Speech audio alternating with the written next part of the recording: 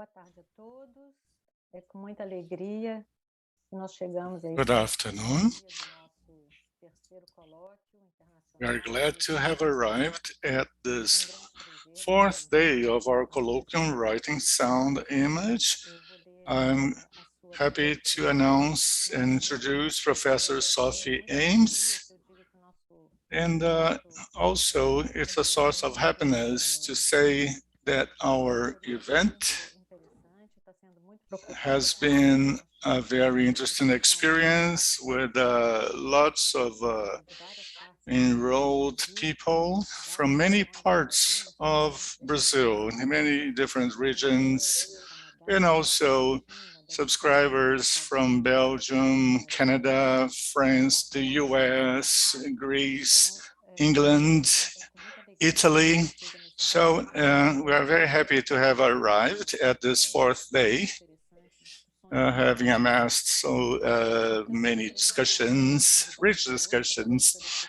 So I'll introduce now Professor Sophie Aymes.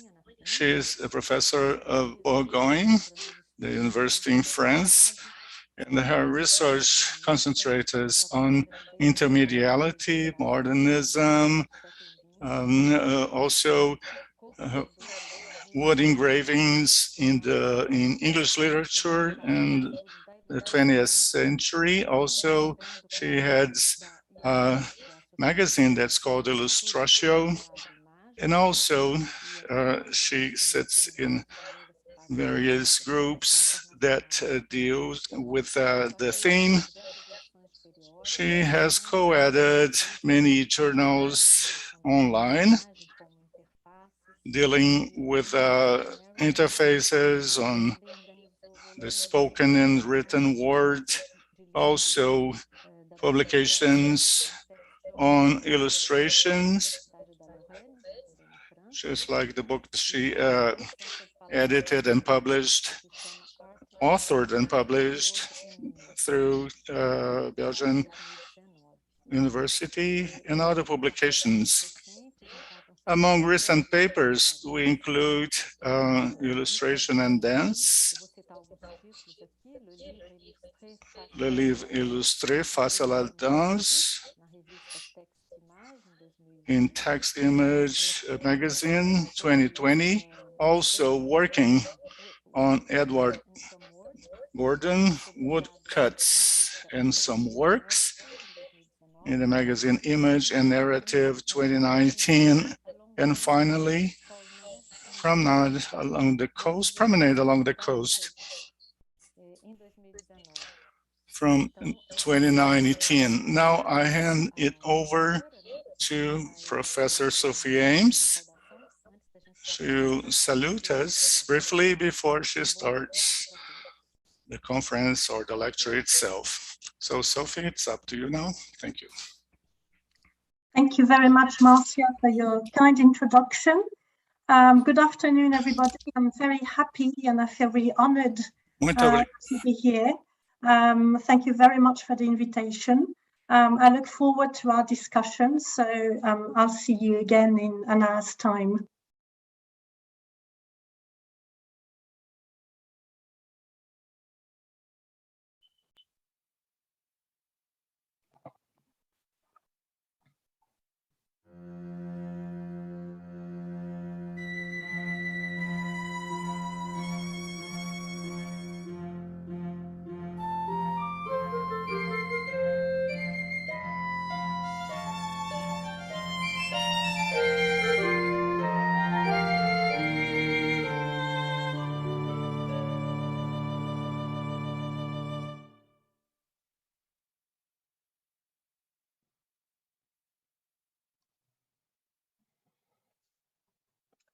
I would like to thank the organizers of the conference. I'm very happy to participate and I look forward to our discussions.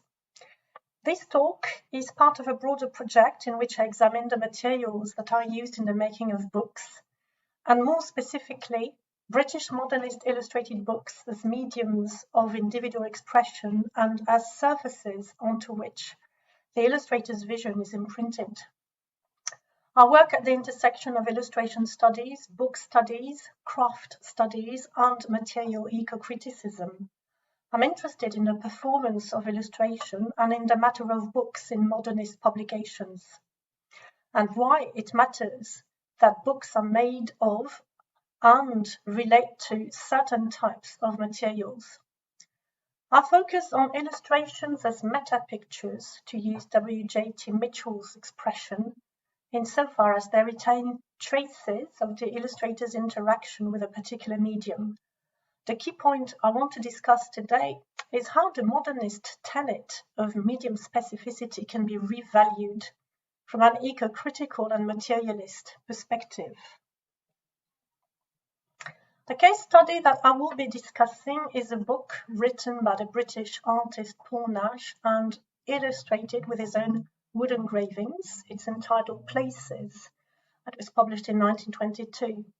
I will first present Nash's situation in the immediate post-war period and the book as a modernist pastoral. This will lead me to focus on wood engraving to show that the specificity of the medium reveals an ambivalent relation to one particular type of material, namely wood, a metonym for the natural world that humans interact with. I would like to propose that Nash was trying to restore a form of material agency that had been lost during the Great War, and I will examine how the agency of matter may be discussed in intermedial terms. So first I'm going to say a few words about Nash. You see his wood-engraved self-portrait made at the same time as the book here on the left-hand side. He was 33 years old. And at the time, he was still trying to come to terms with the traumatic after effects of the First World War. As is well known, the Great War was the defining event that shaped his future career.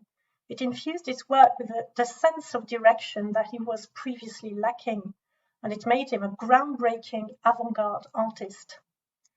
Nash had enlisted in the army in 1914. He trained as an officer and he was sent to France in February of 1917. Early in 1917, he reached the Ypres salient, which is the area around the Belgian city of Ypres in Flanders. That was in March, at a time of relative quiet. So his first experience of the front was marked by his discovery of the warscape, which he found more fascinating than gruesome, as it gained a beauty of its own during the spring. But when he returned as an official war artist from mid-October to early December 1917 in the same area, he recorded the end and the aftermath of the Battle of Passchendaele. He was now fully aware of the extent of the damage and the losses, and he redefined himself as an artist with a mission, combining the ethics of the witness with a new sense of artistic direction. As you can see, he presented himself as a messenger. This quotation up there is from a famous letter that he sent to his wife, Margaret, in November 1917. His experience of the Western Front allowed him to play a significant role in the early stages of the memorialization of the war. The drawings, lithographs, and oil paintings that he produced from 1917 remain some of the most iconic images of the war, and they've become part of the nation's heritage. Nash, that you can see here, photograph taken during the war, of course. Nash is famous for the way he represented the human losses in an oblique way, transferring the pathos of the war onto the landscape. In some places of the Western Front, the over-intensive use of shelling, mines, toxic gases caused an ecocide.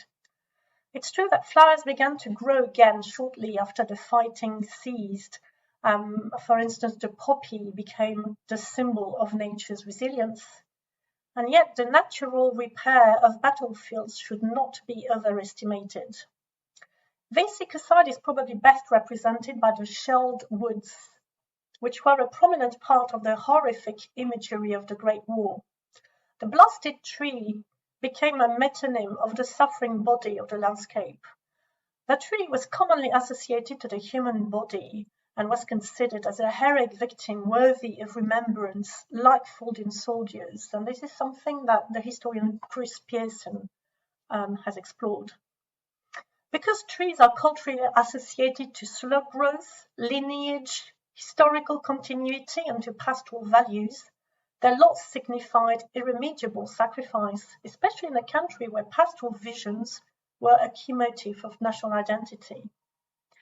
More generally, as historians of global environmental history have shown, people like Chris Pearson, Corey Ross, or Tate Keller, environmental damage reached way beyond the battlefields to the home front and the imperial colonies, from which energy resources and materials were imported. As Keller puts it, I quote, "Fighting forces were both social and biological entities, which depended on a military ecology of extraction, production, and supply," end of quote. And this is shown, for instance, by the massive use of timber during the war. And those patterns of extraction, of course, increased the environmental cost of industrial capitalism. So blasted trees feature prominently in war art, notably in Paul Nash's pictures of the battlefields.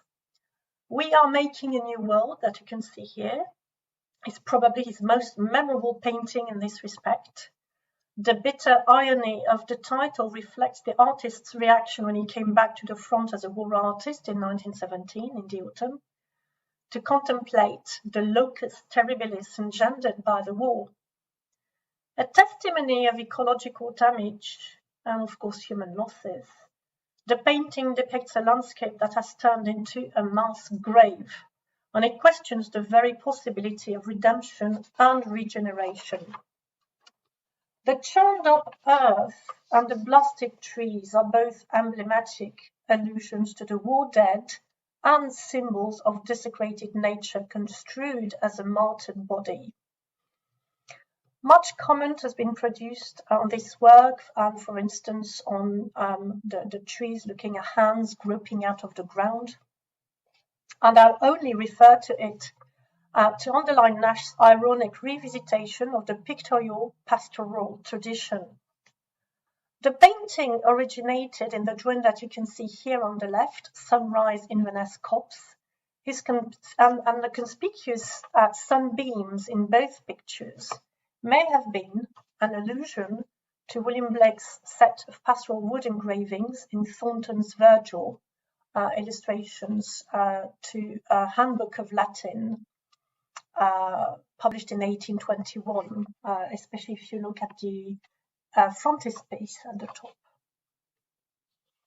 When the war ended, Nash went through a period of internal struggle to overcome the after effects of the war, suffering a breakdown caused by his war experience and by personal losses. He'd lost his father and a very close friend. So he had to work through loss and find a new sense of purpose, since he now was, I quote, "a war artist without a war," as he famously put it. The art he produced in the post-war years was located in emblematic sites in the countryside and, as here, on the seaside of the southeast of England. This picture referred to the area of Dymchurch. And it is riddled with oblique spectral references to the war, characterized by a resurgence of haunting images that reappeared in his rural and seaside views. So his work of the early 20s dramatizes his attempt at restoration, resolution, and closure. Now the book. You can see the frontispiece and title page are on the left-hand side, the page of contents, and the first double page that displays a prose poem and the print that accompanies it. Places, the book reads like an elegiac record and a narrative about the possibility of recovery, but it also shows that the psychological and symbolical resources of the English rural landscape as refuge and compensation had become problematic. Places is one of the early wood-engraved illustrated books of the interwar period in Britain. It was published at a time when the craft of wood engraving was undergoing a revival as a form of modernist vernacular, reflecting what Christine Blumel has identified as rural modernity.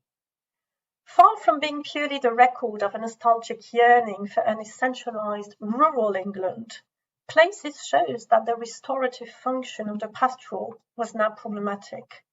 In that respect, it anticipates the anti-Arcadian strain of the late 30s and early 40s, analysed by Patricia Ray, who has stressed that the promise of a post-war return to Arcadia was increasingly seen as elusive, if not bankrupt, in the face of an impending new war. So I'm just giving you the names of the authors I'm citing. And of course, in our discussion, I'll be very happy to share with you the full bibliography that I've used. I would like also to refer to another reference, the book by Jonas Selborn on wood-engraved illustration, which will be of interest to you if you'd like to read more about it. So Places is a slim, unpaginated book. The official publication date is 1922, but it was actually published in January 1923 by Heinemann at a time when the firm was in transition. The founder, the famous William Heinemann, passed away in 1920 after his cousin, John, who was supposed to take over the business, was killed in 1916 on the front. The firm was taken over by the American Doubleday, but it retained British offices and still published widely for the British market. Heinemann was one of the commercial firms that took an early interest in wood-engraved illustration and chose to publish a volume which was more typical of the private press revival of the period. And here you can also find lots of crucial information in Selborn's book. The prints are often seen as Nash's most successful wood engravings. He was given the opportunity to design the whole book, from bookcase and cover to texts and images, which accounts for the formal and visual consistency of the volume. 55 copies of the book were published on Japon paper, and the format is that of a quarto, roughly speaking, an A4 sheet of paper, and you have the exact dimensions up there. Places has 7 prints plus one which is reproduced twice. That is to say, the one that you see then there on the left and up there, meeting place, which is used as the frontispiece facing the title page. I'm showing you here on the left-hand side that initial print, which appears as the frontispiece, and the very last one, which is the tailpiece, and is untitled and unaccompanied by any text. So these two images frame the whole book. As is shown in the page of contents, the original prints were made between 1920 and 1922, and then they were integrated into this series, to which Nash added prose poems. Each image was printed in separate editions of 25 extra copies that were put on the market, except for one called Black Poplar Pond, which I'm going to show, which was edited in 50 copies. Now, apart from the frontispiece, the image entitled Meeting Place, the illustrations are printed on the odd pages, as you can see here, so they're given pride of place. And the left-hand pages feature the handwritten prose poems reproduced in facsimile. These acrostic texts were written after the images, and they are described in the title page as illustrations in prose. The iconic features of the text, and in particular the flowing handwriting and the curlicues, override the syntactic structure. The symmetry of each block of letterpress and picture, the regularity of the layout, underscore both a form of stasis, especially as the texts are written in the present tense, and also of narrative progress. Places reads as an artistic autobiographical record, a proof of Nash's growing skills as an engraver. It also reads as a modernist revisitation of the pastoral and a metamedial meditation on the use of wood engraving in book illustration. The page of contents that you have here also shows that each image relates to a specific place to which Nash had been strongly attached before or after the war. For instance, Ivor Heath is where his home family was. Places also brought together different strands of imagery relating to those places, and it's part of a whole network of pictures in different media that he produced at the time, but that I do not have time to focus on them here.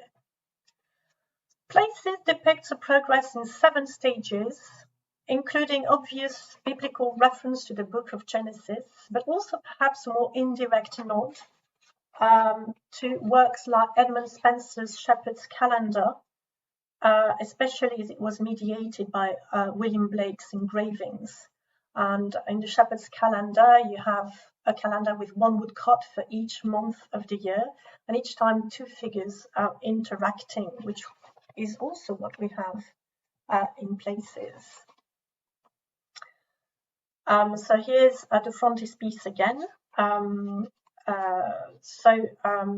You see the title, Meeting Place, which announces an encounter, which is in fact staged in 3 main parts, as I will explain. So this meeting is announced from the frontispiece, where you can see a male and a female figure, both of them naked, in a self-enclosed place, a sort of Garden of Eden. The center is occupied by a pond or lake to which they are drawn. And then you have the first stage, which is the first 3 double pages. And what you have here is a montage that I made using the scans of the book that I took at the British Library. Here, the encounter is both desired and avoided, or perhaps it even fails to happen. The sexual tension between the 2 figures has attracted comments based on the binary opposition between the phallic imagery of the trees and the feminized water. This may be read as a gendered encounter between the male artist and nature, and also as the encounter between a wood engraver and his medium. The series is a variation in black and white produced as Nash was honing his skills. The technique is called white line engraving. It's a process that works through gradual subtraction as you cut away from the wood block the parts that will print white, and you leave untouched the parts that will be inked and that will print black. The prints retain the traces of the gestural engagement of the artist and reveal which type of tools were used. So there are different types of tools. I'm just giving you one example here. It's probable that sculpture was used to design the reflections of the light on the pond that you can see on the left-hand side. So this first part depicts something crucial, which is the light falling onto the trees and the countryside. I quote from the poem Garden Pond. With silent falls, the sun hurls down light. Noiselessly, without movement, light mutilates the trees, the grass, beats upon the waters. And this part shows that there's a gradual darkening until you get to this central double page, which represents the second part of the book, second and central part, with the poem and picture Winter. This marks the darkest stage. It provides a dense and somber depiction of a winter landscape devoid of human presence and with few reflective surfaces. For instance, there's no pond. This brings any progress to a standstill. The mood is dense and threatening. nature rules and it is menacing. I quote from the poem, "Winter is life imprisoned, a face peering through an iron mask, a body which gleams behind a cage of steel. His feet are shod harshly," etc.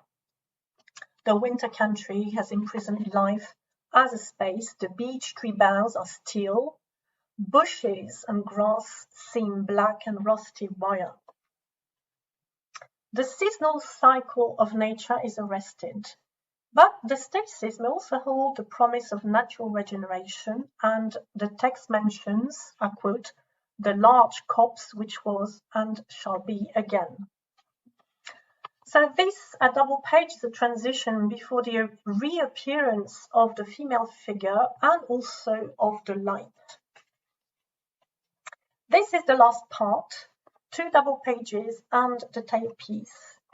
In this last part, the natural scene is opened up by a path that ultimately leads out of the wood. The gradual reintroduction of light into the designs is underscored by the biblical overtones of the text. I quote from the first poem up there, "Paths into the wood. Before light came, black was. The void was darkness, light only manifests form." End of quote. And this is something that Nash would take up again a few years later when he illustrated the book of Genesis in 1924. In that same text of Paths into the Wood, the phrase "the chalk path glimmer" may refer to a specific part of the image, that is to say the carved out spaces that print white, and more specifically to the cross-hatching that literally lights up the path. Human-made elements, such as the path, suggest a move out of a conflictual situation and a possible resolution, but the fence that you see in the last 2 pictures prevents the spectator from following, and it seems to reinstate a clear boundary between the human and the natural realms. As in Paul Nash's other works of the period, Places contains oblique references to the wallscapes. So I'm just giving you a few examples that have already been commented upon. For instance, the ponds in Places have been compared to the shell craters that Nash drew during the war, as you see on the left-hand side with a caterpillar crater. And the dark holes, as you see, of muddy water have been turned into reflective surfaces in an image like garden pond. Other examples include the comparison of the trees with weapons, the metal spears of the text, the swords also from the text, of course, evoke weapons such as bayonets. Similarly, the forceful showers of light described in the first part of Places recall the shelling and the flares, which were called very lights, that were used on the front. So if you remember the text, I quote, the sun hurls down light mutilates the trees. It really evokes some geometrical features that you find in Garden Pond, and that Nash may have borrowed from his own paintings, as in the Ypres Night or Void, where you see that the cones of light are used to translate the shelling or the use of flares. In a word, the whole series combines displacements and inversions. The memories of the wartime attacks that devastated the landscapes have now been transferred onto the depiction of nature. In the image at the bottom here, winter, the knife-like shapes of the trees evoke not only weapons, but also the cutting of the block with the tools of the engraver. The lethal strength of the wartime attack has been appropriated by the artist in the sense that the military strike has been reclaimed by the gesture of carving on the woodblock. For instance, since the carved patterns and lines translate in white when printed, you see that the trunks of the trees in the first picture, the shapes of the rushes in the second picture, were produced by a continuous linear gesture, which you may contrast with the linear course of the shells falling on the battlefield. The very idea of a reversal or inversion is part and parcel of this printing technique. It shows how the wood engraver thinks in terms of the reversal of black and white values, whilst the interplay of image and text reinforces this inversion. Just to give you an example, in Dark Lake, that you can see here at the top, the surface of the water is light, whereas it is described as black in the text. More generally, the patterns of reversed symmetry and reflections in the images, in the pictures of places, reinforce the metamedial aspects of the volume, which is about the efficacy of wood engraving as a printing technique that involves a reversal of the original drawing. Here I would like to make two remarks before I pass on to my second part. First of all, the depiction of this threatening, unquiet landscape questions the conventional resources of the pastoral, its ability to sustain mourning and to produce a sense of consolation. The enigmatic tailpiece implies, that you see here as well, implies the sense of an ending, but no straightforward closure. Places is as an instance of what Patricia Ray has termed resistant mourning. It's an elegy which is devoid of the traditional consolatory promise of the pastoral, especially when it comes in the shape of a renewed relationship with sympathetic nature. My second remark has to do with the notion of responsiveness.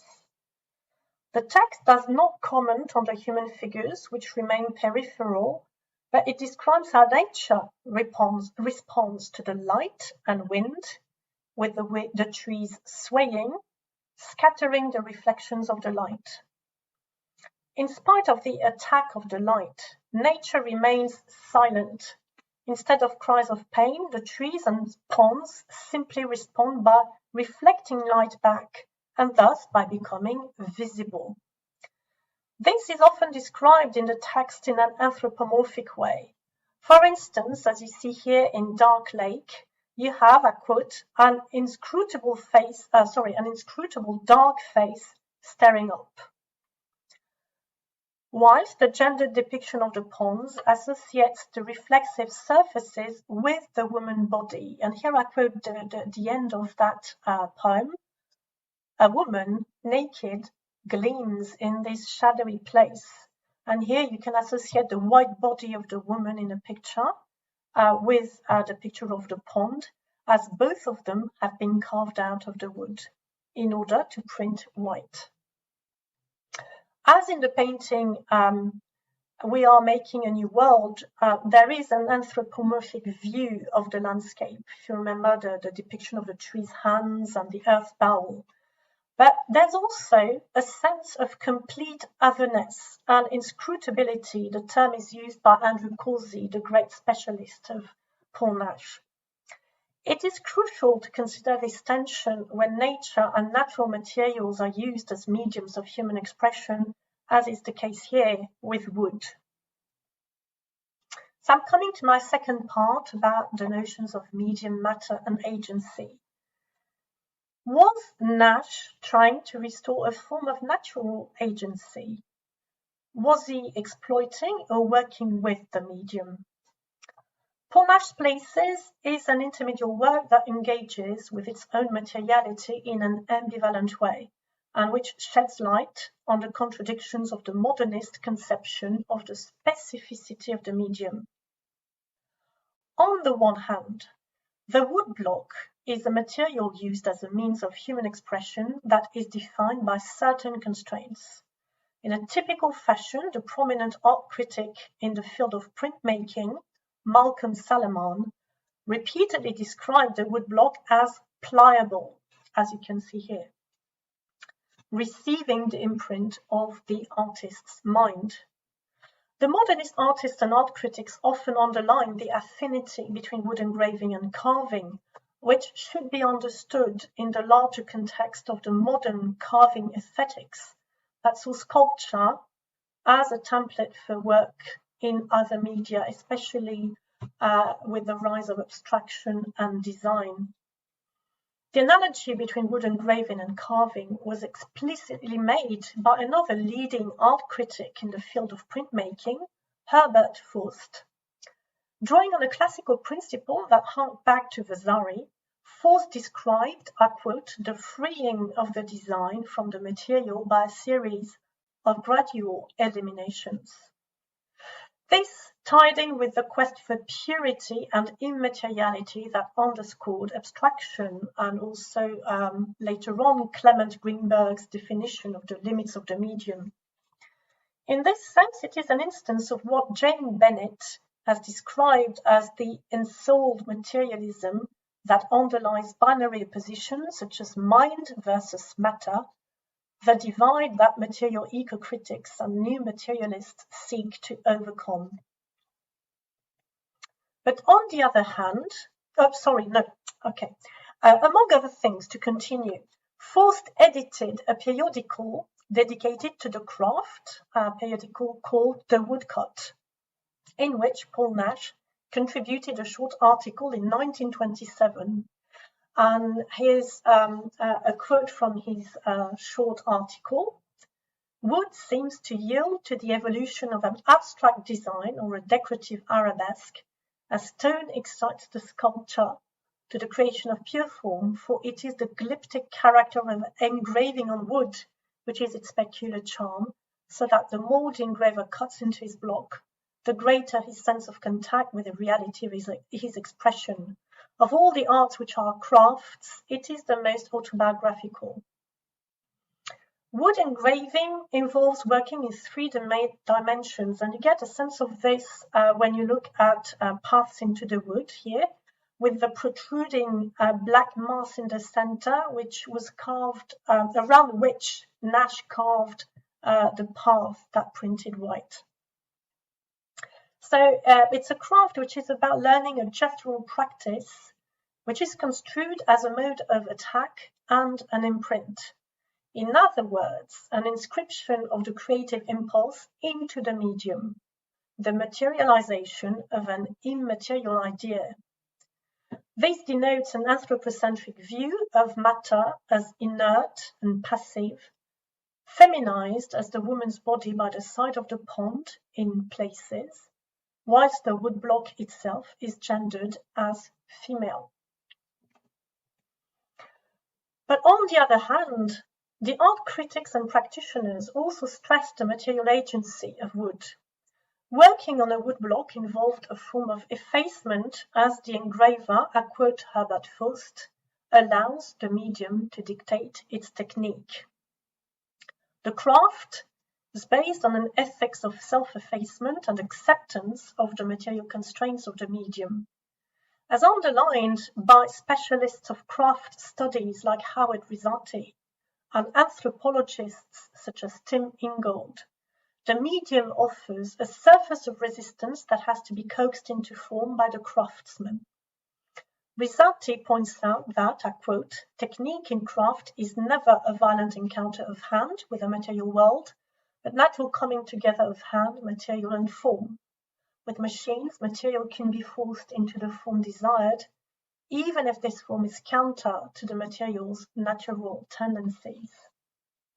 So it's true that such an attunement is still anthropocentric rather than nature-centered. But still, to repeat, there was an ethical value to the graphic arts.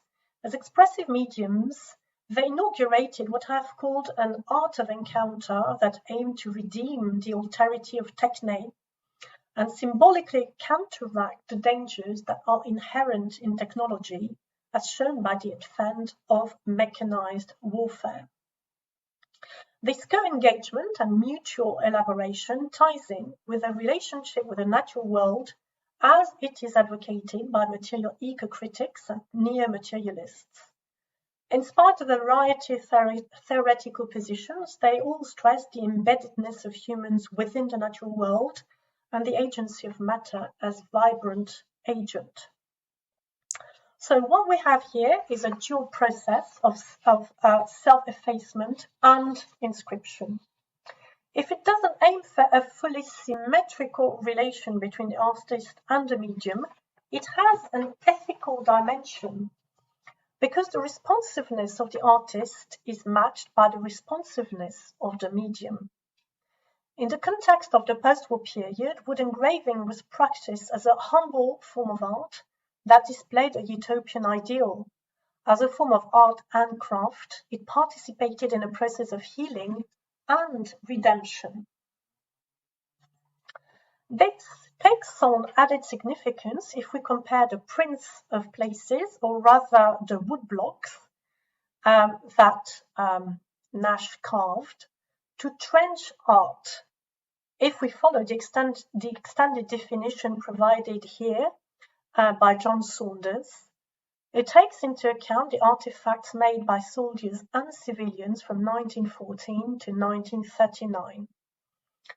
Trench art allowed the soldiers to evade the harsh realities of the battlefield and to reverse the lethal function of the combatants' weapons, as shown by the customized everyday artifacts such as pictures, rings, matchbox covers, clocks, and crucifixes crafted from shrapnel, shells, and bullets, so predominantly from metal, but also from wood. All such artifacts embody the need to reverse the lethal consequences of industrial warfare, restore individual agency, but also reconnect to matter and to the natural world. The issue of reversibility is at the core of wood engraving as a printing technique. Can it be used as a model to think of ways of moving beyond the opposition between human culture and the non-human world?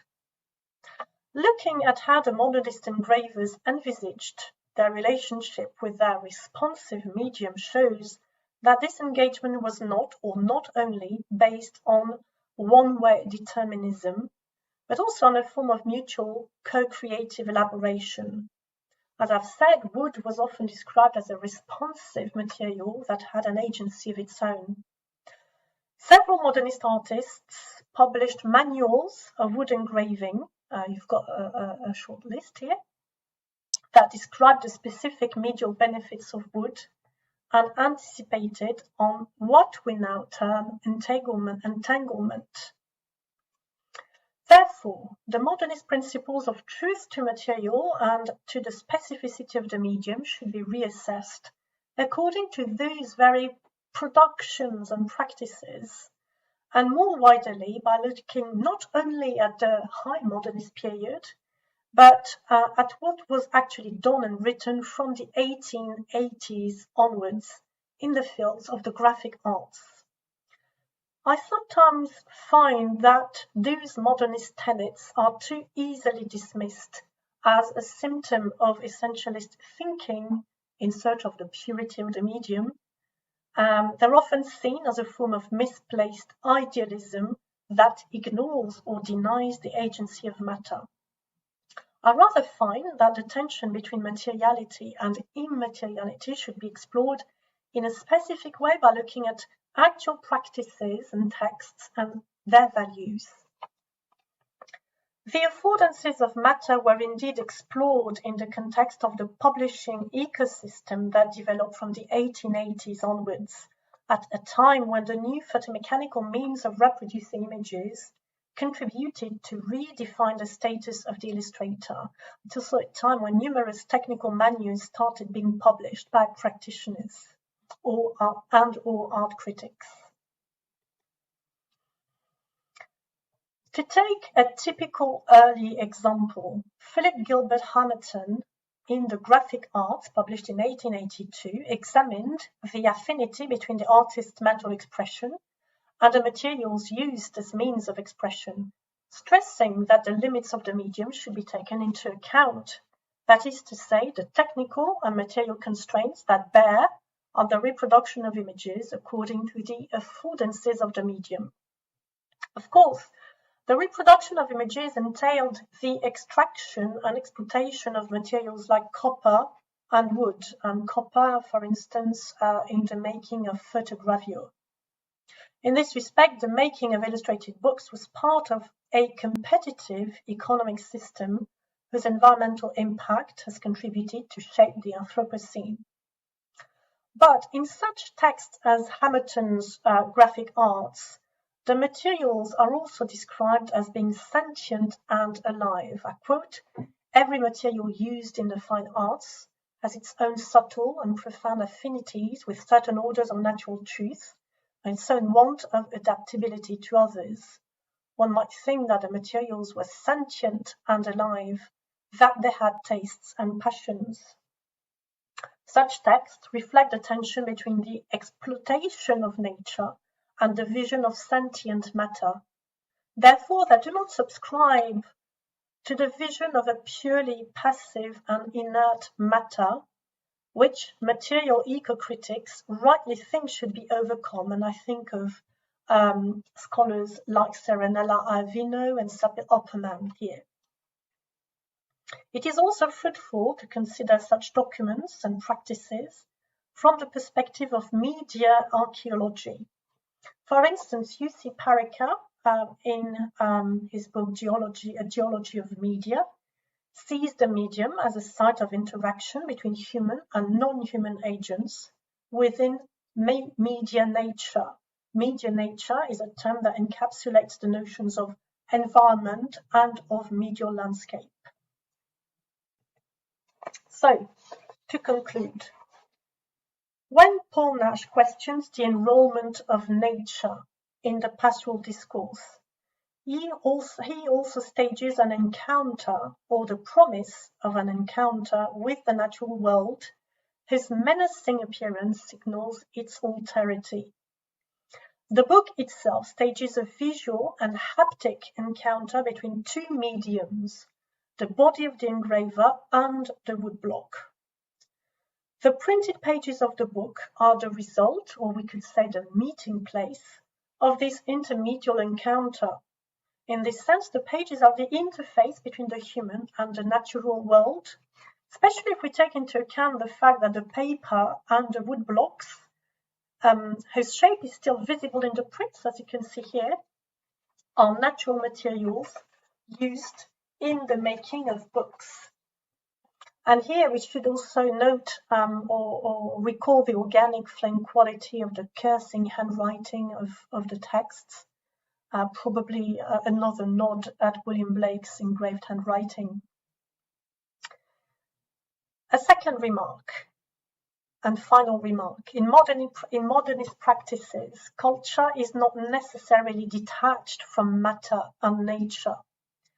If we take this into account, material ecocriticism can provide a frame to discuss the tension between bodies and materials, and to see the illustrated book as distributed and also as unfinished. And here I'm using an expression derived from the title of the volume co-edited by Alexandra Gillespie and Deidre Lynch, The Unfinished Book.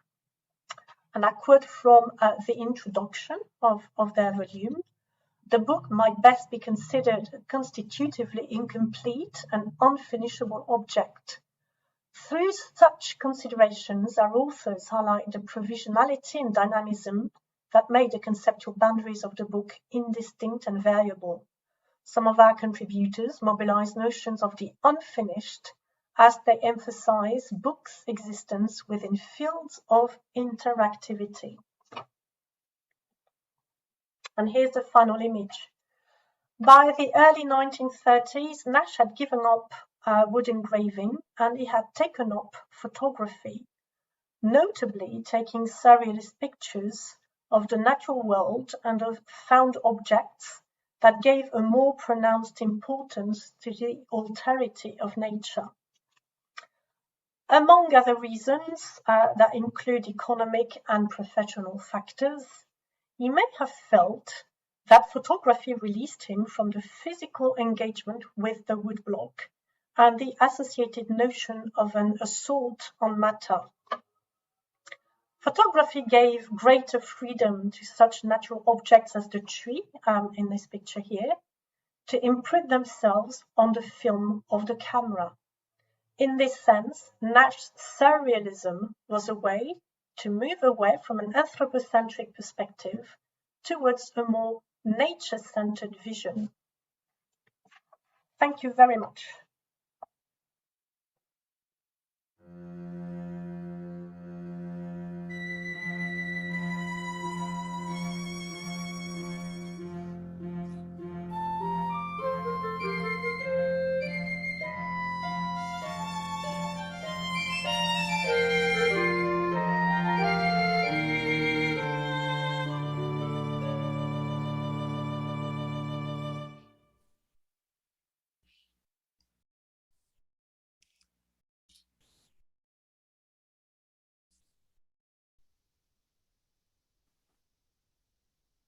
Thank you very much, Sophie. Merci beaucoup. Thank you so much, Professor Sophie, for your brilliant lecture and for the precision of your analysis, so rich in details and well-grounded. So I also thank you for the generous literature references that you have shared with us.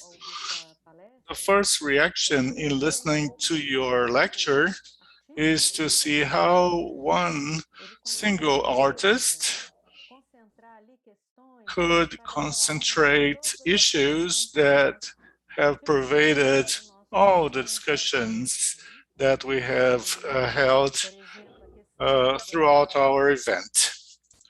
For instance, I note down a few things: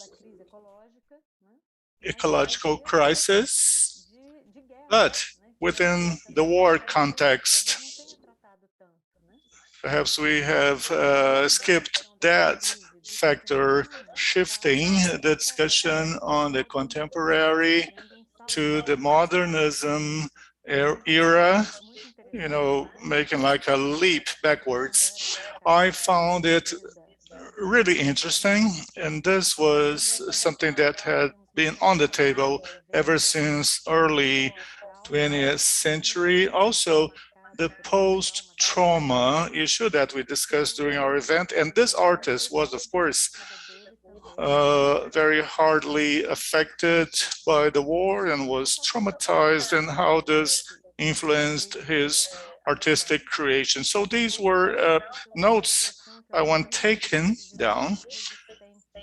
So you use this very interesting expression of resistant grief with the nature that was showed solidarity towards the artist and vice versa.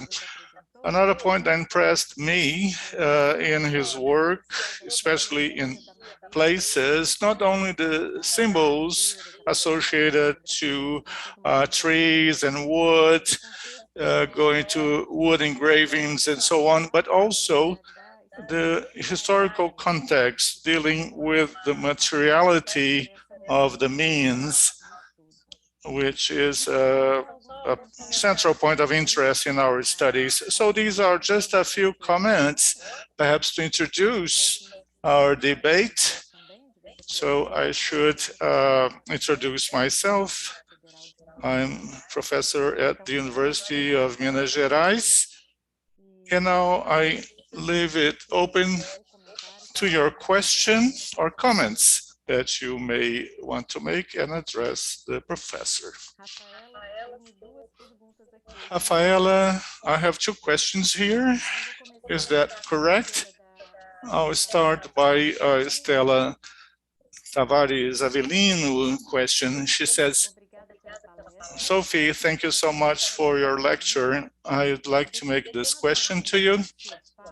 At a given point in your lecture, you stated that symmetry of the text blocks in images and in places entail this regularity of the layout, giving a sense of stagnation on the other hand, but also indicating a narrative process. Could we think of this association two ways? First, the traces of writing and the process of engraving the wood, and also the fluid and the curly lines of the synthetic structure of the text. So this is Stella's question to you, and I put it to you for your answer. Thank you. Well, thank you very much, Marcia, for your kind words. And thank you very much for this question, which is really at the core of the book. I'm still probably trying to unravel this. So I think there are two main things, among others. As you said, you've got this symmetry, the two blocks of text and image. But first of all, because he decided to reproduce the image on the right-hand side, you immediately see that he gave priority to the image over the text. But at the same time, as you said in your question, what he does in the book is to show that there are two ways of leaving traces. You can leave traces on the mode of the wood-engraved image, which involves a form of inscription. And in my view, this probably relates to a model of the book as a sort of monument, something that has a continuous life, something which survives history, something that can be used to commemorate events and just to remember the past. It's quite hieratic, it's quite ponderous. The other thing as well is that the very idea of inscription relates the image to the idea of a text. It has the quality of a historical inscription, if you like. On the other hand, on the left-hand page, you've got the text, which looks similar, but also completely different. And as you said, there's that flowing quality, which may remind you of vegetation, leaves, branches, something organic anyhow, which is very different from the geometrical and quite harsh forms of the trees, for instance, in the images. Here, it's a different way of leaving a trace. It's a way which has more to do with finding a continuation between your body and the page, in the sense that when you're writing, well, the pen and the page form, and your body and your arm form a sort of whole. So in a way, leaving traces involves two, well, in my mind, two ways of looking at the book as a model, and of looking at how a writer or an illustrator defines their or his or her gestural engagement with the book, with the page. So to repeat, on the one hand, you have a form of attack, and it's really significant in the text. And also, when you read the handbooks about wood engraving, especially those written by men, it's quite interesting to see that they all describe this sort of attack, bodily attack of the wood block, as if they were using, you know, the tools as weapons. And on the other hand, you have this flowing handwriting, which seems to counteract the more aggressive way of leaving a trace.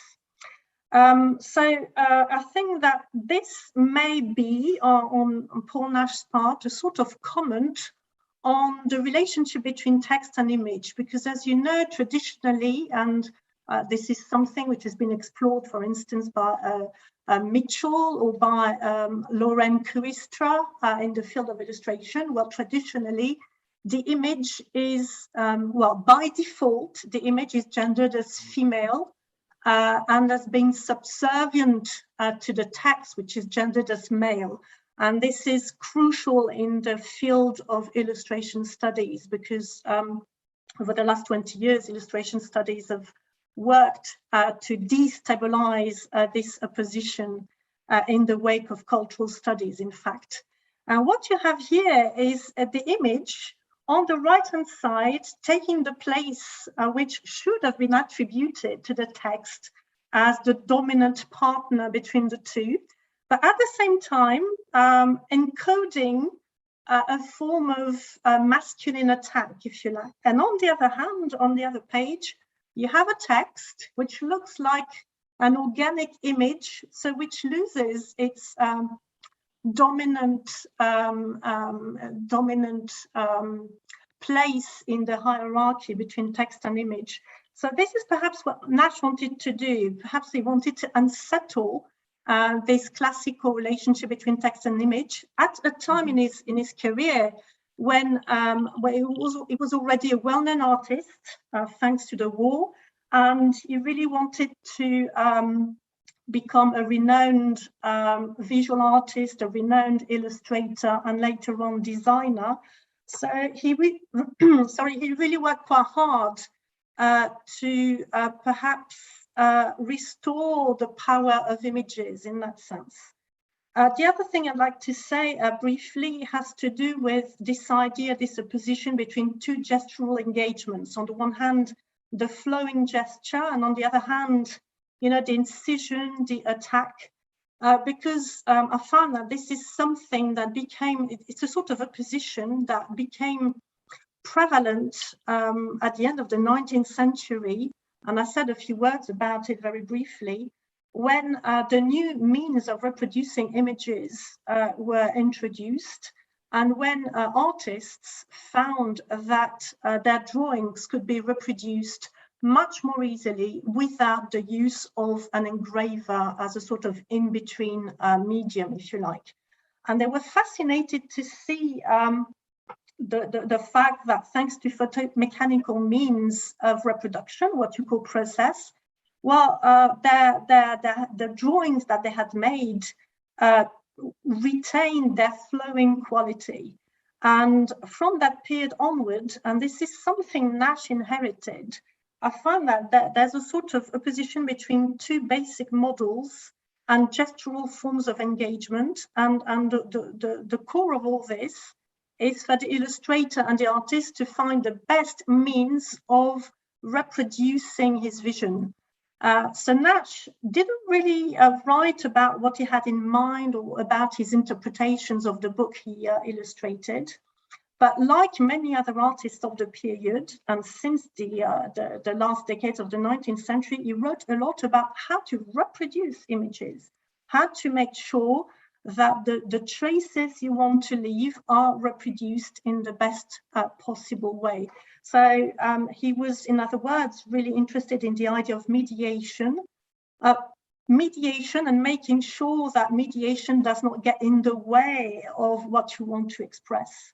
And so Places looks like a very simple book, but in fact it's quite profound because I found that it encodes all of these contrasts and oppositions and different ways of looking at text and image relationship in a way.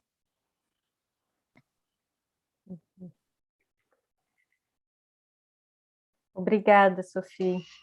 Thank you, Sophie.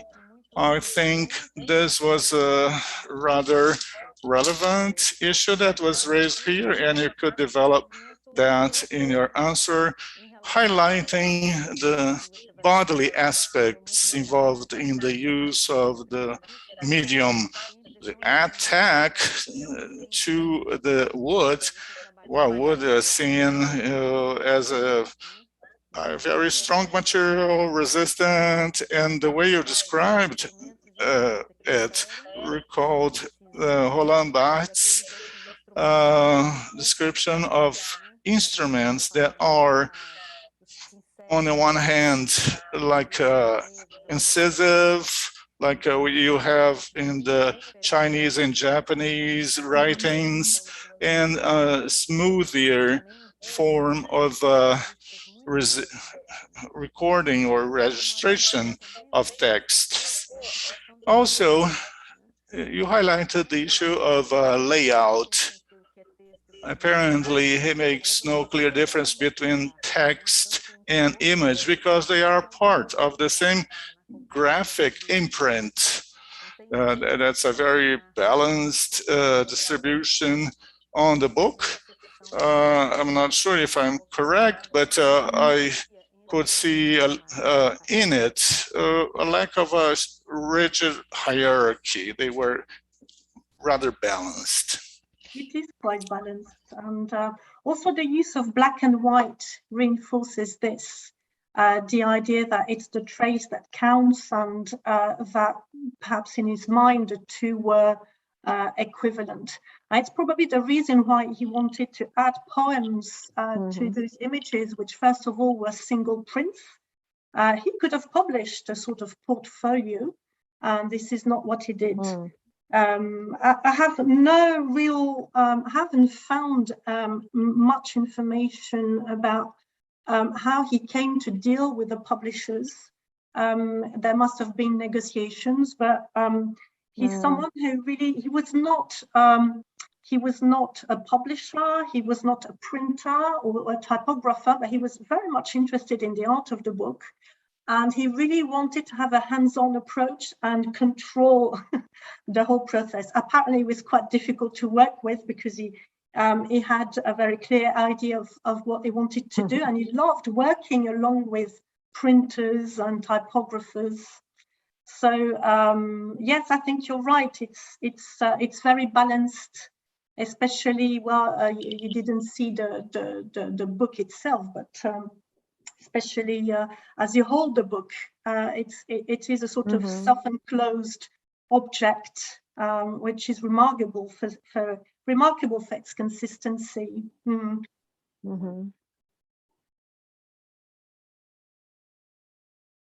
Tá, obrigada. Nós temos aqui também. Thank you. We also have a second question from André Melo Mendes saying this.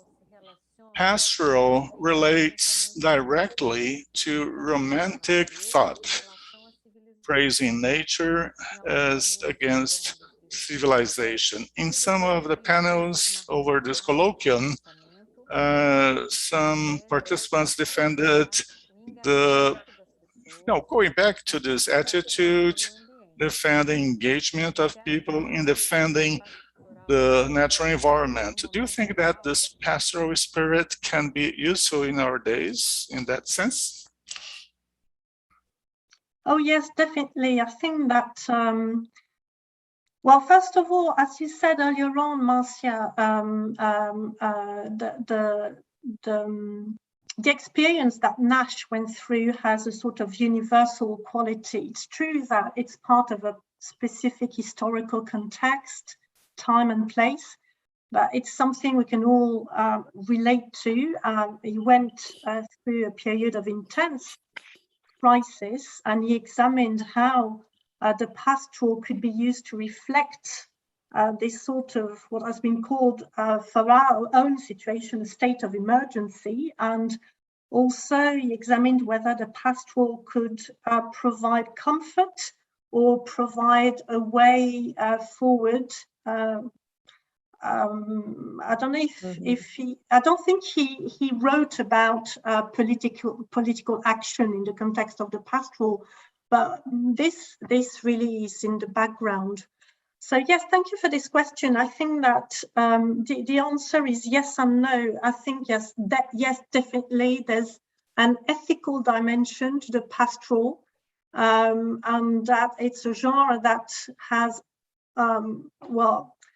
survived in spite of crisis. And as is shown, for instance, by Patricia Ray, of course, the pastoral has not disappeared, but it has been inflected. It has been marked by a measure of pessimism, a measure of sometimes irony, but it's still a powerful tool.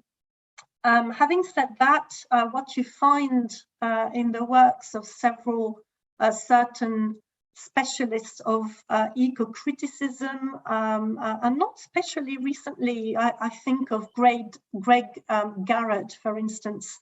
What you find is a criticism of the pastoral as a genre which is marked by an ideology that negates nature, although it's all about the natural environment. For instance, in one of his early books, Greg Garrett, I remember, writes about the tradition of the pastoral and criticizes it for not being enough nature-centered. He says it's about nature, but it's rather about how humans reflect their own minds onto nature. And I remember that he opposes Wordsworth, because you were talking about romantic poetry in your question, romanticism, sorry, in your question. So if you think of romantic poetry, well, it's interesting to see that Garrett opposes Wordsworth to a poet like John Clare. John Clare was a poet who was not as well educated as Wordsworth, but who registered a specific event that actually started probably in the 16th or 17th century, but that really gained momentum in the 18th century and at the turn of the 19th century, which is the privatization of the land in Britain, especially in England, what you call the enclosures. The fact that there were less and less lands that could be worked or enjoyed in common, and that big landlords tended to bring all the different plots together and exclude the general public, which entailed a lot of social unrest and the sense that a special connection to nature was being lost. So John Clare lived at the turn of the 19th century, and there are well-known poems at the beginning of the 19th century when he deplores the enclosures. And Greg Garrett underlines that a poet like John Clare in his poetry tried to give a voice to nature in a way that Wordsworth didn't. And just this to say that the pastoral is loaded with ideological and social connotations, and quite often in the works of ecocriticism, it is described with a measure of caution, if you like. Having said this, the pastoral is a very ancient genre, which was revived at the time of the enclosures, which is also the time of the Industrial Revolution. It was a privileged way of recording and registering the anxiety caused by the fact that the landscapes were changing, or that certain parts of the population felt excluded from the countryside and we're losing their special connection to nature. So yes, to answer your question, the pastoral is still a means to reflect on ecological crisis, and possibly a way to towards political action, praxis. Although, of course, it's a genre in literature and in the visual arts that has been criticized. We must also take into account what happened in the 1980s and 1990s in landscape studies.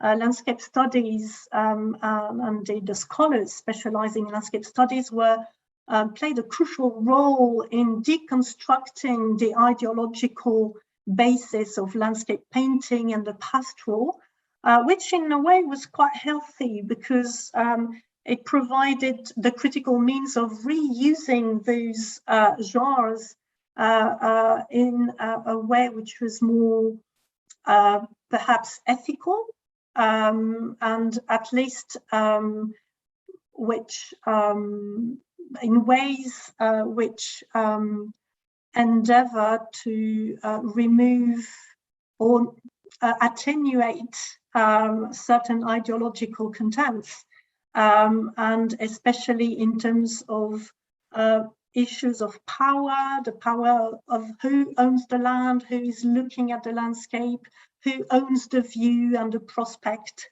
So going through these decades of deconstructive criticism of the landscape, of landscape art and the pastoral was very important. And I think that nowadays, of course, whenever poets engage in pastoral poetry or pastoral art, they do so with the awareness that they are working with an old medium which has been renewed through criticism in a way. So yes, of course, the pastoral still plays a very important role. And then, of course, there are specificities, cultural specificities. If you think of Britain, the pastoral still plays an immense cultural role. It's still very much related to national identity, sometimes in very conservative ways, but not only. And this is why, even on an everyday basis, I mean, I'm talking here about popular culture and not necessarily about, poetry in limited editions. So what I'm saying here is quite general, and of course, you've got to see what it means in certain places, in certain times. And yet, as is shown by the art of Paul Nash, I think that everybody can relate to the type of anxieties it was reflecting, and to the sense of bewilderment that was felt when traditional forms of comfort, of consolation, no longer worked as they used to. And here really the First World War in the British psyche and in British culture, but not only in British culture, obviously, marks a break. But it's not only a break, it's also considering the losses. I'm not being at all condescending here, but it's just an extreme form of exploitation of natural resources and human resources as well. So this is what was felt in the post-war period, the fact that the war really exemplified extreme forms of mechanical reduction of nature and of humans and non-humans, if you like.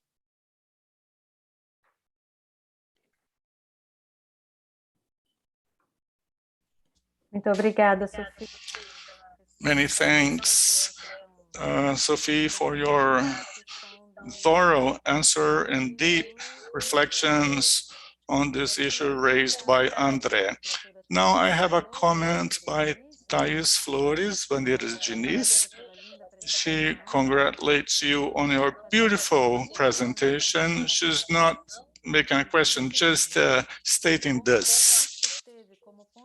As the artist had at its starting point the sufferings of war, this reaction would be similar to what Jürgen Brum describes as a pre-traumatic sensation. In one case, it's prior to what's going to happen, and in the other case, it is post-trauma, but both can be equally good as triggers for artistic creation. Would you like to make your own comments about this? Hello, Thais. Thank you very much. Yes, I think you're definitely right. And that particular case, the way Nash went through the post-war years has to do with pre- and post-traumatic effects. He just perhaps a year and a half or 2 years after the end of the conflict, he had a sudden breakdown and he was unconscious for days. Something which is quite amazing, but which is very rapidly dealt with in his autobiography and in the various works about the artist. And I have often wondered about this. And now there's a graphic artist, a British graphic artist called Dave McKean, who makes all sorts of illustrations. He's also a film director. He's really a complete artist. He a few years ago, for the commemorations of the war, he published a graphic novel about Paul Nash entitled Black Dog.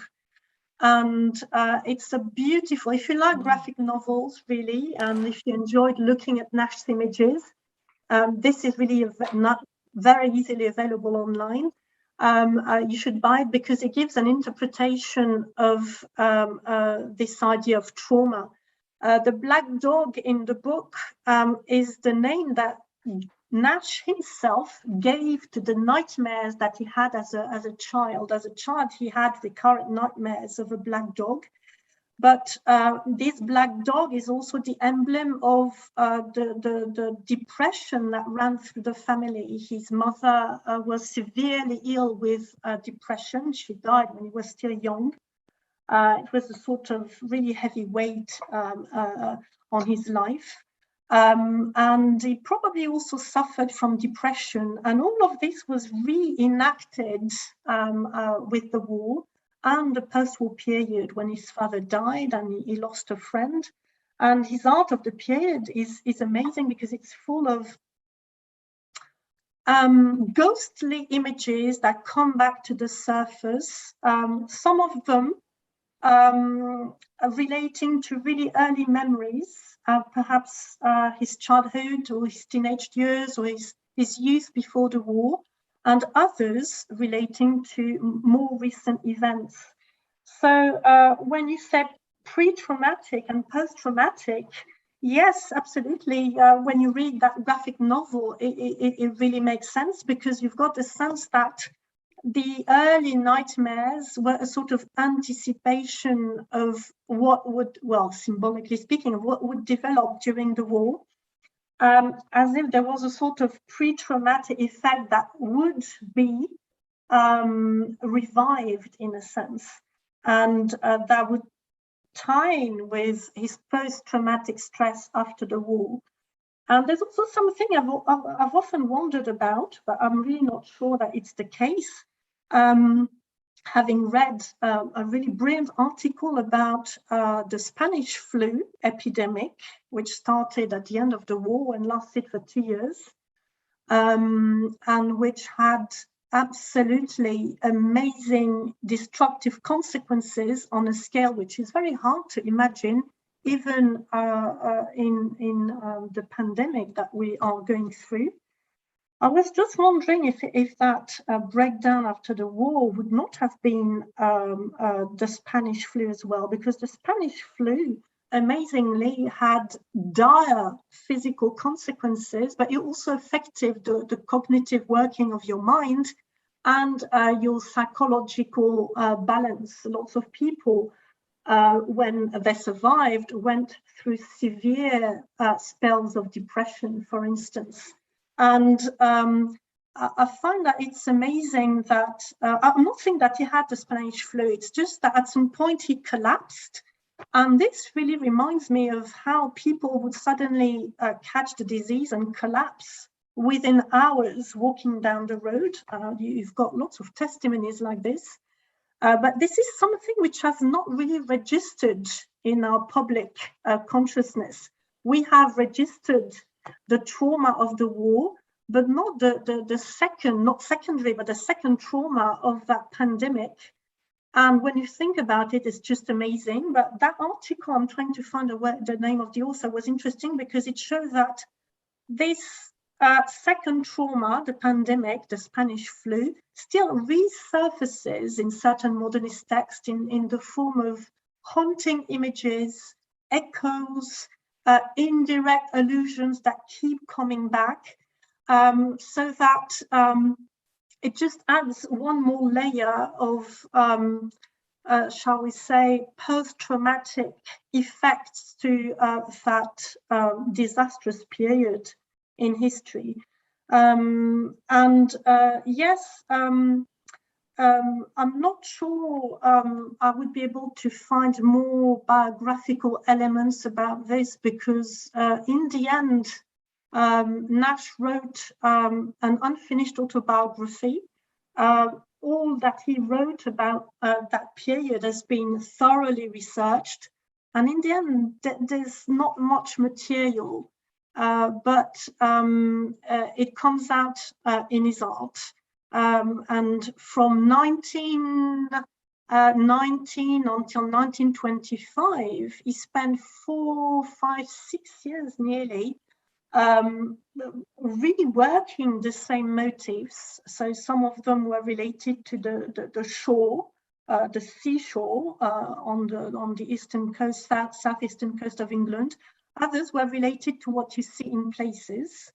And working across different media, reworking again and again the same motifs, sometimes removing certain elements. For instance, that image of the woman next to the pond is something that he reworked in different paintings and watercolors, gradually removing the body of the woman, by the way, perhaps because he wanted to concentrate on nature and the non-human itself. But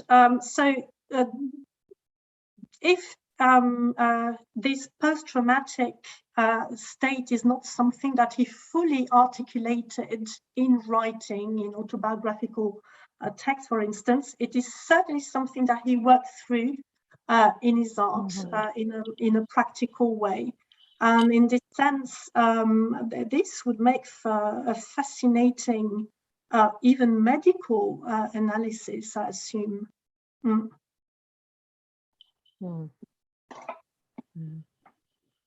certeza. For sure. Thank you, Sophie, again. We still have one more question by Alexandro Martoni, saying, dear Sophie, thank you for showing us your so rich research. I'd like to hear more about the relationship you propose between materiality and immateriality. So, how far would the medium used will be determined and determine the artist's creative horizon? How would materiality play a role within this context? This is a question by Alex. Thank you very much for your question. It's a difficult question, but it is crucial. I found a lot of well, sorry to repeat, I found a wealth of material in ecocritical works, but there's one thing that is recurrent and that I find a bit unsettling. It's the fact that quite often there's the idea that eco-criticism or new materialism are attitudes that should be defined in opposition to modernism or high modernism. And every time this is said, sometimes very briefly, there's an assumption that modernism is on the side of immateriality, when eco-criticism and new materialism, for instance, are on the side of materiality. There's the idea that modernism is an attitude that negates or denies the importance of matter, or the I'm not even talking about the agency of matter, but just matter, materiality. Whereas eco-criticism is a way of reinstating the importance of matter. So I think that this is true to a certain extent, and I think that that sort of remark that you find in lots of different books, and I'm talking about books that I really enjoy reading, but that particular point I don't really agree with. Well, it has to do perhaps with the fact that quite often modernism is associated to abstraction and associated with critics like Clement Greenberg, that really probably represents the acme of art criticism, the art criticism dealing with abstraction. Quite often when people use phrases like the limits of the medium, they refer to Clement Greenberg as if he'd been the only one to use the term, when in fact they started being used at the end of the 19th century. In terms that are very different from the way he uses the expressions. Now, Clement Greenberg is an interesting case because what he wanted to show is that abstract painting was a sort of ultimate development of art, of painting, in the sense of an essentialization of the medium and in the sense of a growing and increasing purity of the medium, which is true when you think of artists like Mondrian, for instance, or Kandinsky. They were very much interested in how you can capture immaterial ideals or an idea of purity on your canvas, which is quite paradoxical because they were really into trying to give a material shape to immateriality. There are probably two names here that I need to cite, and I didn't do it during the video because I thought I wouldn't really have time to develop that. The first is, it's a recent book by Victor Buchli, B-U-C-H-L-I. I'm sorry, I'm not quite sure how to pronounce his name, which is called The Archaeology of the Immaterial, which is about how visions of immateriality, spirituality, purity across history have always relied on the paradox that in order to express the immaterial, you need materiality, you need to give it a material shape. And this is the case with abstract painting, for instance. Another reference here would be, I don't think I added it on in the video, is the name of Mark Cheetham. It's C-H-E-E-T-H-A-M. It's an older book published in the early 1990s. It's called The Rhetoric of Purity, which is really about abstract painters and their essentialist vision of art. The idea that what they were striving to represent was an ideal of purity, of essence, a form of idealism. And the book is really interesting because he explains that by doing so, certain artists like Mondrian, for instance, had also a sort of gendered vision of matter. And his theory is that they were seeking to express the immaterial through a rejection of matter as female. He goes quite far in his analysis, because he says that those, and he really makes he really stresses that he's talking about male artists pursuing abstract art as a form of purified art, had this sort of teleological view that as you move on in time, art becomes better and better, purified, leading to a sort of essential idealism.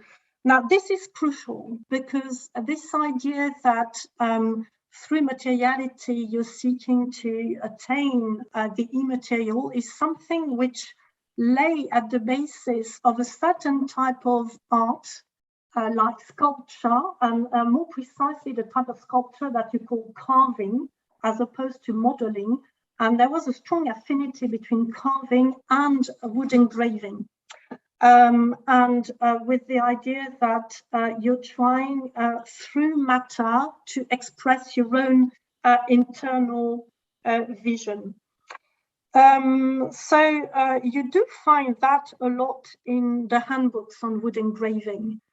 you find that those handbooks have to do with craft, with materiality. They give you all sorts of advice. It really is a sort of DIY course that anybody can, you and me, I mean, I tried, and I'm not an artist. You can buy the tools and in a few hours start engraving.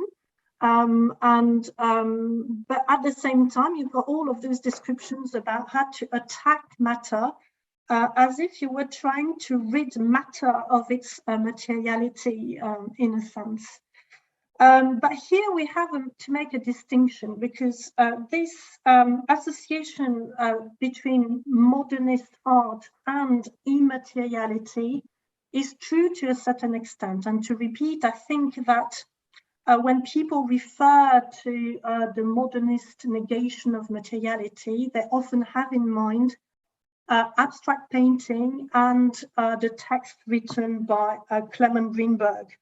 Now, if you really look at wood engraving as a craft, you're looking at something which is very different. And also, I briefly alluded to it, when you look at how illustrators since the 1880s talked about their own art, their own practices, or wrote about their own practices, and a lot of them did, it's quite interesting to see that they were trying to use the medium that they had chosen in order to enhance their expressive practices. But all the time, there was the idea that you've got to work with the medium, that it's not only an attack on matter, but that matter can respond, matter is responsive, and you've got to take that into account and work with matter. This has been explored in the 1980s and later on the 1990s by specialists of craft studies. But because we all live in different worlds and we work in different domains, it's true that this type of study is not always taken into account. But when you read craft studies, you really see that thinking of modernism as purely a quest for immateriality, thinking of the limits of the mediums in terms of essentialism is only true up to a certain extent. And it does not work all the time for all practices. So it's important to have a general view of things, but I think that perhaps eco-critics should revise their visions of modernism. And again, I'm not quite sure what they mean by modernism. Perhaps what they mean is modernity. Perhaps what they have in mind is not exactly modernism in the sense of the modernist period, but more something having to do with what happened since the scientific revolution, since the 17th century, and modern ways of dealing with nature. So I'm sorry, I've been rambling here, so I don't know if I've answered your question, but yes, this question of materiality and immateriality is crucial, and I think that instead of trying to overcome this opposition, we should work with it. What is important is not to say whether someone is right to want immateriality or to want materiality. What I think is more ethical is to look at the tension between the two, and that particular space where that tension is articulated or sometimes negated as well.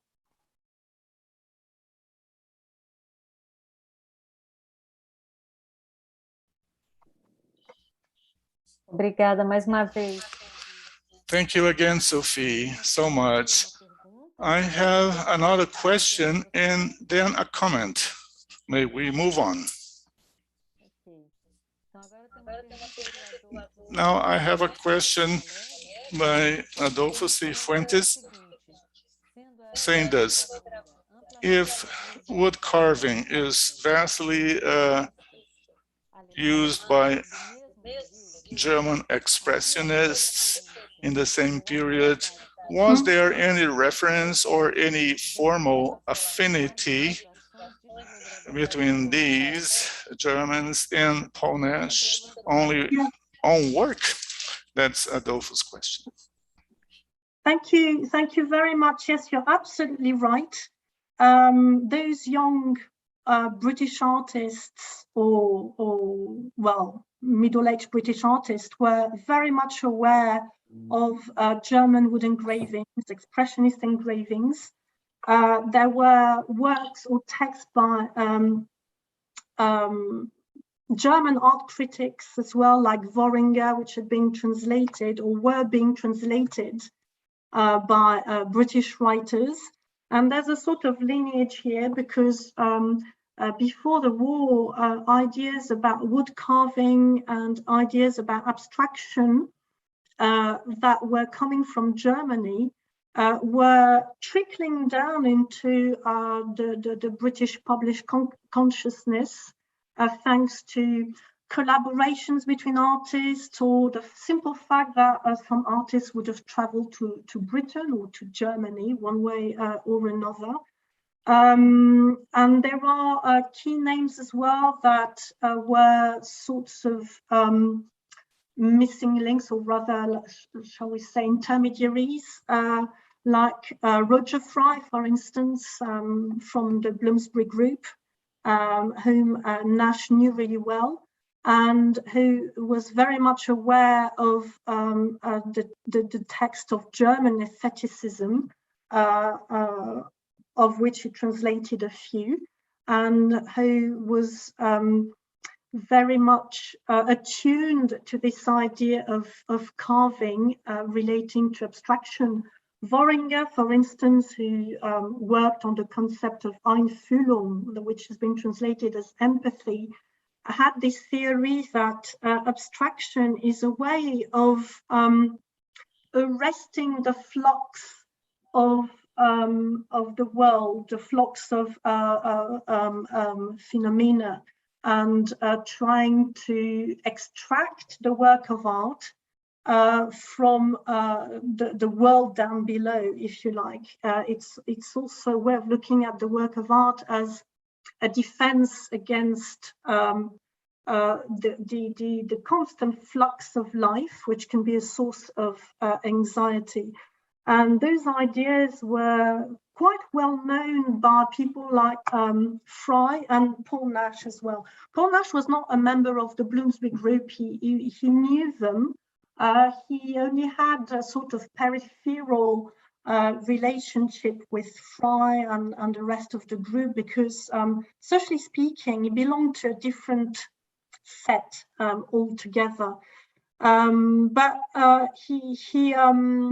he really is someone who used in the early 20s, who used wood engraving, having in mind the aesthetic of German carving, certainly.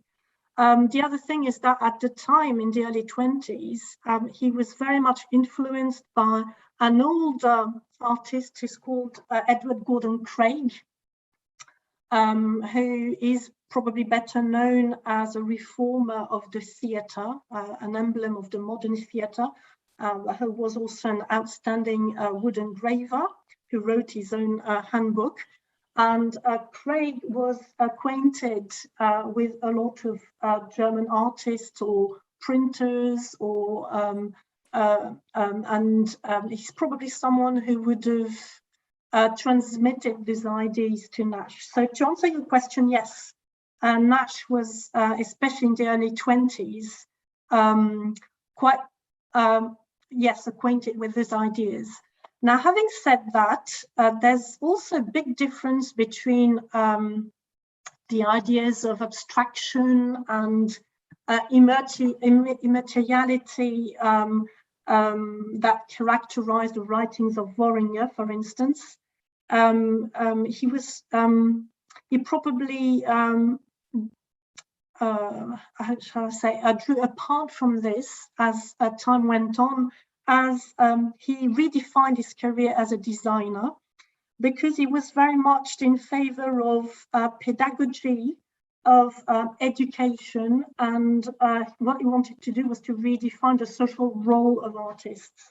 So he did not have this sort of out-of-the-world obsession with immateriality, in the sense that he wanted to have a hands-on approach to education, and to have a practical role to play as well.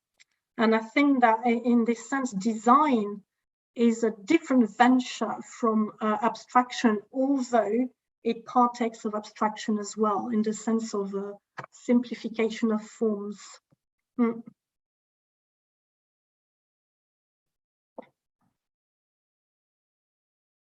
Ótimo. Muito boas suas respostas, Sophie. Eu tenho aqui Excellent answers. I have a final comment. Well, also considering our late time, that's Miriam Paiva Vieira says, "Dear Sophie, thank you for your wonderful, thorough lecture. I have no questions, but I would just like to say that I liked a lot the idea of thinking of Ephesus as illustration and prose." Thank you very much. And if you liked Nash's work again, maybe you'd like to read McKean's book, Black Dog. And it's interesting to see that at the end of the book, I've just reread it, that's why I've got it at the back of my mind. It has a completely different interpretation of places from the one I gave you, because at the end of his book, he uses, well, in the graphic novel, he uses many different references to the work of Nash, and it's really interesting because he remediates lots of his images.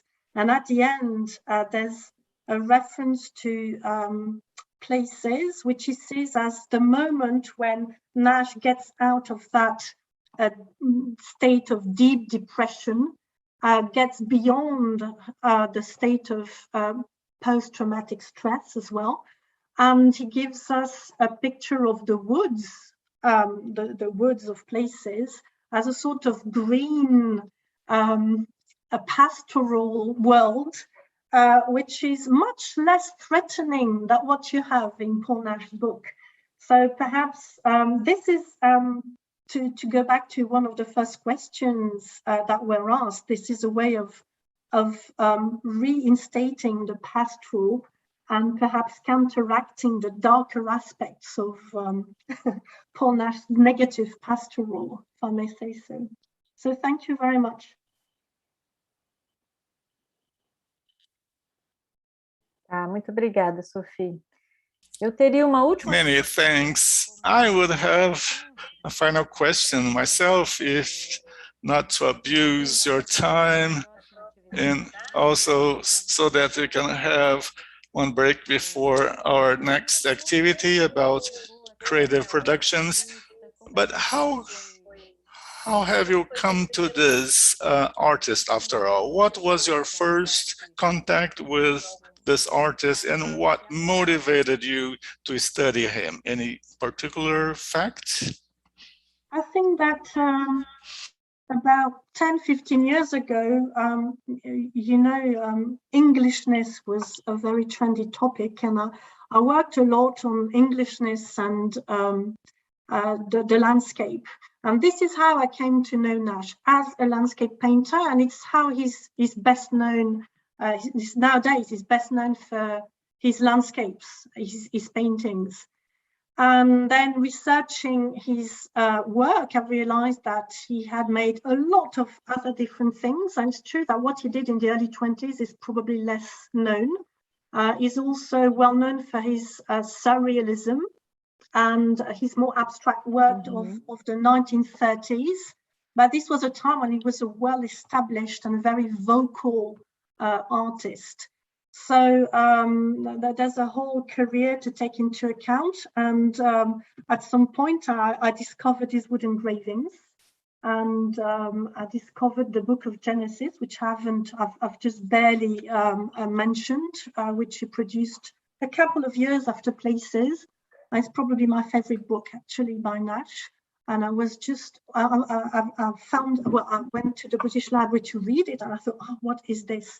And it's quite a long time ago, and I had a whole world to discover, which was the world of the British wood engravers.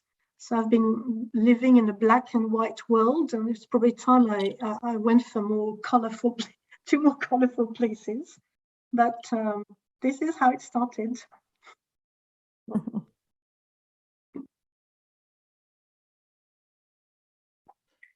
Eu acho sempre muito interessante a gente pensar, né, como I think it's also always interesting to think of the point of departure of these studies, inspiring research that will cover many, many years. It's probably out of a very strong emotion to begin with. But I would like, well, I would have so much more to talk about surrealism and other topics, but I think we may keep on talking in a future opportunity.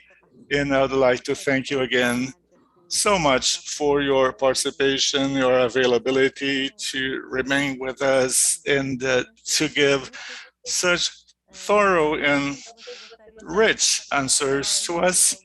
I'm not sure if perhaps you would like to share a link of any of your publications related to the topic. Perhaps you can do it now or convey it through Rafaela later on, and then she'll give a publicity to it. If you have papers or any other material, you can send it to Rafaela and she'll disseminate it among our audience. So I'd like to thank everyone that has attended and had the opportunity to listen to the intelligent questions and answers. And now please stick with us and let's watch the creative productions following next. And Sophia, thank you. Thank you so much, Marcia. Thank you. And all of you. Thank you for your questions and your kind comments. Thank you very much. Agradeço também Fábio e Rafael. I'd like to thank Fábio, Rafaela, and Francisco. And so we'll stay together to watch the remainder of the event. Bye-bye to all.